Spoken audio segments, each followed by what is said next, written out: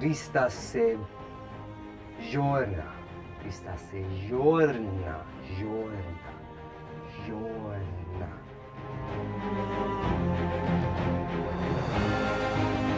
Ay, risat, giorna. Ritzas. Ritsas. Excuse me, pardon my Valyrian. A little rusty. The long night is finally here. Indeed. Sona Ramastan. So you're the creator of the High Valyrian and Dothraki languages. What is that even like? How do you even begin to sort of create a language? Well, creating any language is different from creating the languages from Game of Thrones. Because when I was creating the languages for Game of Thrones, there was material that was already present in the books created by George R.R. Martin. The very first thing that I had to do was take everything that he had done, collect it, analyze it, both phonologically, determining what the sound of it was going to be, and then also grammatically to see if it was consistent, and then what that grammar was going to be. So that was the first step. And then build on it from there so that what I created looked like it had sat behind the work. You read the books for fun, but there's a lot of cultural detail in there, especially about the Dothraki. And so with that in mind, you can read it with kind of a different eye.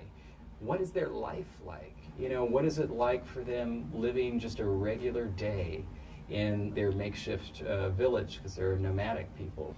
So that was the starting point for me. For Valyrian, it was much harder because it's the High Valyrian, at least, is a language of a destroyed civilization. What you hear about them is through the perspectives of characters that are talking about a civilization they've never seen but have only heard of in rumors. So that made it a little difficult, but it's also a fun and interesting challenge. It's almost like you create a story for these cultures. The stories within the stories, right? Of like the different sort of peoples and how they've interacted. Now, I'm a huge fan of tabletop games, and I was wondering if you could help me out with sort of a dilemma that I've been having personally in my own world building experiences with Dungeons and Dragons, a campaign in particular. I'm trying to create a local sort of like vampiric language.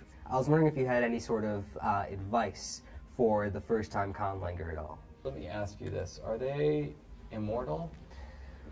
Ooh, let's say yes. Yeah, because that is going to be actually an important thing to consider for a language. Because language users, all that we know, are not immortal. And so that's one of the reasons that languages keep evolving and changing, is because new people are born and the others die off, right? And so in this case, it's like, are they actually just going to be able to speak the language the exact same way it was spoken 500 years ago? Also, how are new people coming into this society? Are they being bitten? And if so, does that mean they have to learn the language? How do they do it? Or is it just magic? As soon as you get bitten, you suddenly understand the language of the vampire. So these are things to consider in terms of your campaign. It's an interesting question, but it's a fun challenge, honestly. So what were influences for yourself for High Valyrian, Asapori, Valyrian, Dothraki? What sort of real-world languages did you draw on? When it comes to High Valyrian, I know that George R.R. Martin had some really specific wishes for that language. In his mind, a lot of people's mind in the West, like Latin and ancient Greek, have kind of a magisterial quality about them. And that's really what he wanted for the High Valyrian language. Anytime I had a question where it's like I'm creating a word, I'm saying like to myself, oh no, that's way too pretty. It's like I would always say, nope, go with it. Pretty it up. Make it a unicorn. That's what the fans want. That's what they're expecting. And how much have you expanded the language now in the Duolingo course? And how fluent could somebody get? Like, how fluent could I get if I were to finish the entire course? You're going to get pretty good at getting a handle on the verbs, which, of course, for any language, the verbs are the engine that drive the train. It doesn't matter the language. The verbs are hard to learn in every language. So I think you can get a good handle on that. There's no word for cell phone in there. There's no word for email, so your vocabulary is going to be a little bit limited. But by the end of the course, man, you'll be able to say a whole lot of things about dragons and knights. And then, of course, just things about generally being human. And it's kind of fun as, like, the course goes on, and you see it's like, okay, based on the amount of grammar that you've been given, you can now say a bunch of things that, like, really that you would use in day-to-day conversation by the end of it. Nice. And what's that even like to sort of like be on set and sort of like hearing that being delivered for the first time? I remember the first time that I heard Dothraki, the people that were doing subtitles who were coming to me and saying, what is Jason Momoa saying? And I heard it and I was like, I have no idea. And so it turns out that he was actually speaking Maori because they just didn't have a line for him there, but they wanted him to say something. So he said something in Maori. I didn't identify it, so I was like, it kind of sounds like Dothraki. So I actually made up a translation for it and built it into the language. I only ever canonized 2 ad-libs. The other time I felt a little bit bad. It was the last episode of season 2. There was one particular line that they had for Jorah, and they sent me an email at 4 saying, hey, we have a line, it's a pickup line, and it's going to be shooting in a couple hours. Can you get this to us?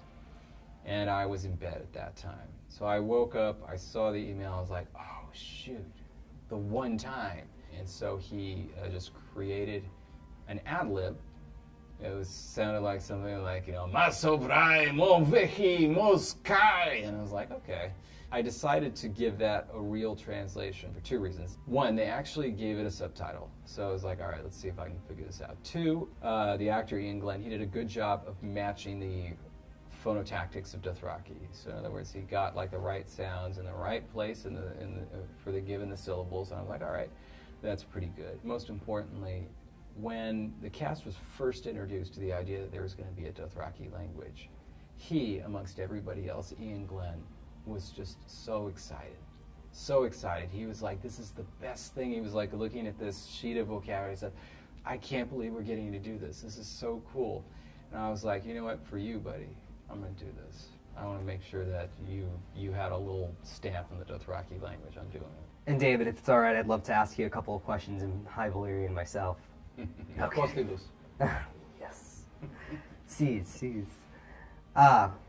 So, Jeda Jenka Skorayan Masistas. Valadaruniginis. A man knows nothing. Well then. And for the second question. Duo demas aigen con temalon costas. Uya prielax. In other words, I don't think anybody sits on the Iron Throne. I think it's going to be destroyed at the end of the series. That's my hope. That's my hope. I will say, again, I don't know. I don't know at all. But that is my fondest hope. That's what I've hoped since the beginning of the series. Oh, and it looks like we have one special viewer question. How do you say it looks like you've missed your High Valyrian lesson today in High Valyrian? Are you kidding me? That's amazing. Ritzas rakiros, hello friend. I'm sorry. I swear I'm really trying to keep up with my streak. Sorry.